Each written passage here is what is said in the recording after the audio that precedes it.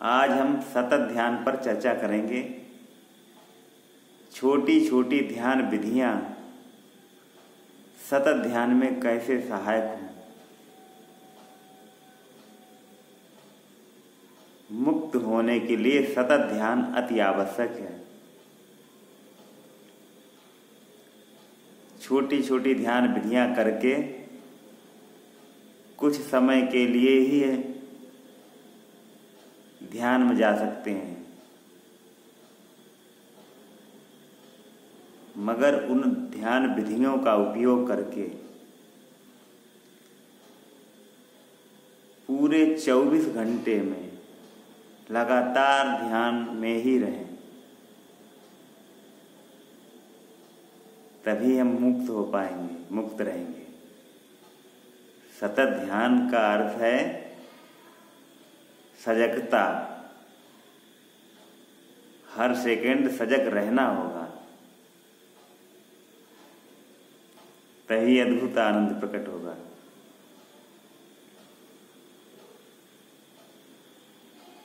और सतत ध्यान कैसे होगा, उसकी छोटी छोटी विधियां हैं।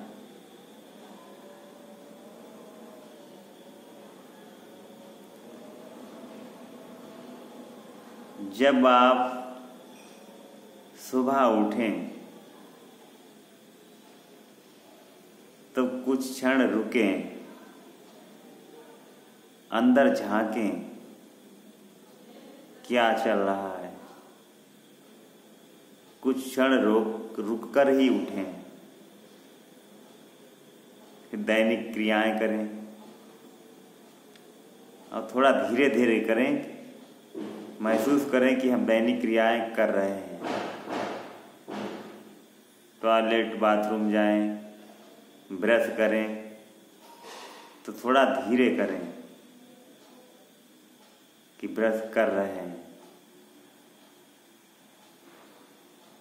थोड़ा स्लो हो जाएं और अपनी गतिविधियों को महसूस करें, देखें। नाश्ता करें तो थोड़ा स्लो हो जाएं, महसूस करें कि नाश्ता कर रहे हैं, स्वाद आ रहा है, मुंह चल रहा है, नाश्ते को चबाया जा रहा है।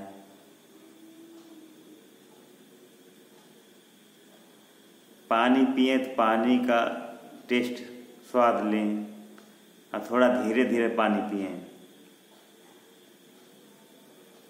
आपको ड्यूटी जाना है तो कपड़े भी पहने, थोड़ा स्लो मोशन में पहन रहे हैं और उनका स्पर्श एहसास हो रहा है।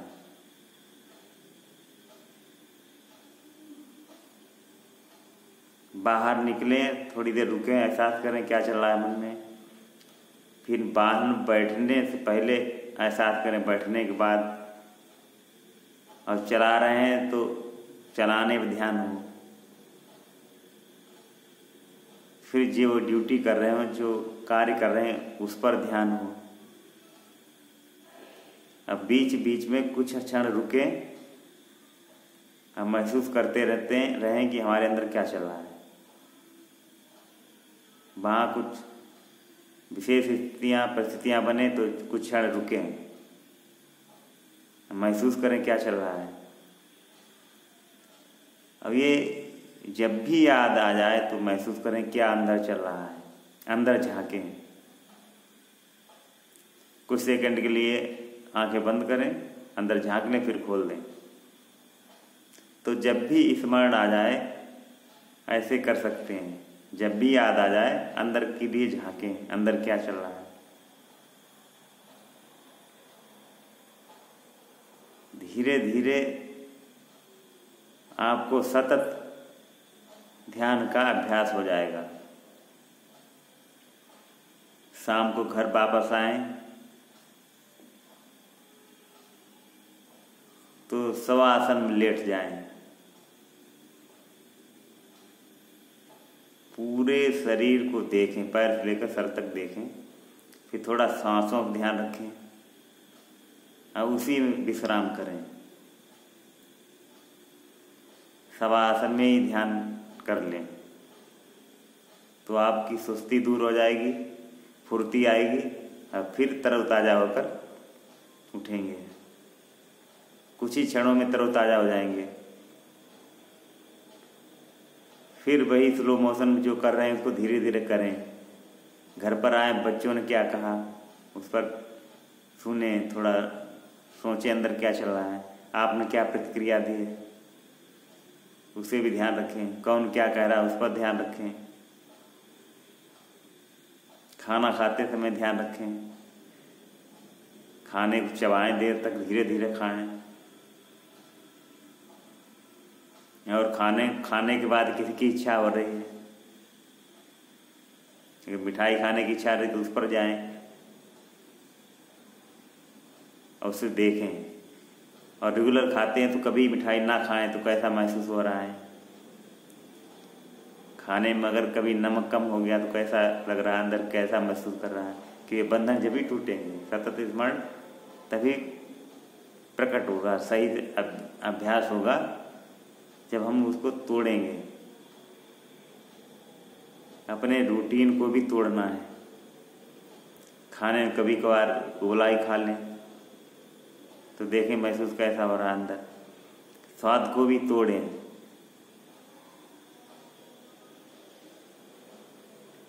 फिर शाम को सोने से पहले सीधे होकर बैठ जाएं और देखें आपके अंदर क्या चल रहा है। ऐसे आंखें बंद करके बैठें, देखते रहें। साक्षी भाव से बैठ जाएं। अब करना कुछ नहीं, आपको अंदर ही अंदर देखना है कि क्या हो रहा है। सांसें आ रही हैं, जा रही हैं, अंदर विचार आ रहे हैं, जा रहे हैं।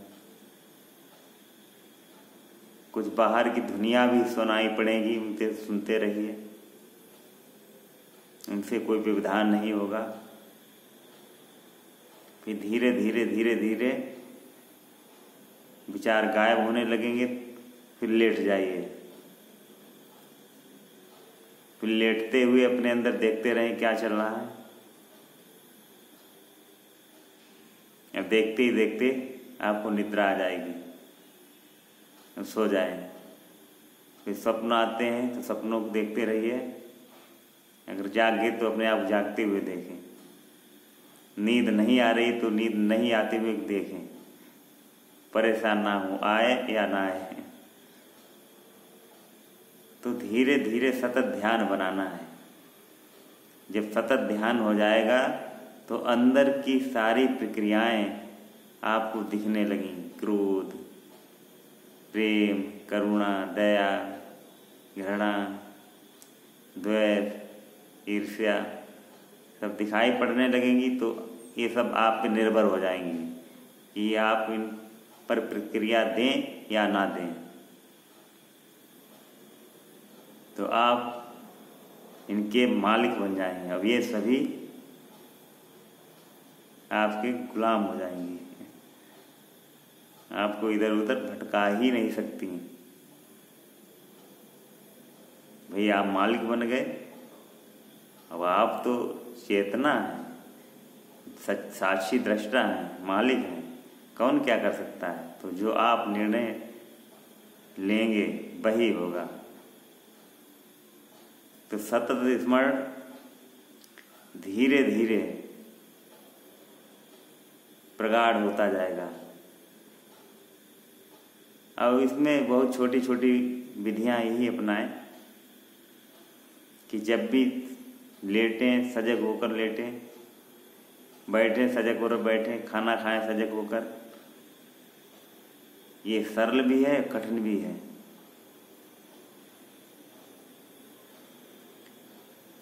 और छोटी विधियां उनको भी अपनाएं।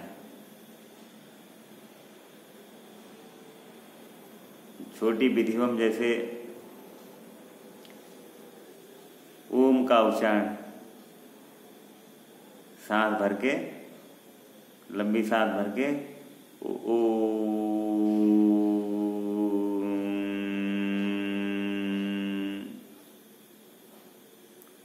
तो इस प्रकार से ओम का भी उच्चारण करें।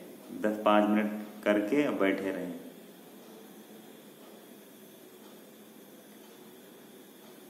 ज़्यादा विचार आ रहे हैं तो नाम जप भी कर सकते हैं। कोई भी आपको प्रिय नाम हो, नाम लेते रहिए, क्योंकि आपके विचार वहाँ अटक जाएंगे, फिर वो नाम जब बंद करेंगे तो सब गायब हो जाएगा। तो ये छोटी छोटी विधियाँ कारगर हैं। कोई मंत्र आपको पसंद तो मंत्र जपने लगिए, तो बाहरी विचारों से हटकर मंत्र पर रुक जाएंगे, और मंत्र भी त्याग देंगे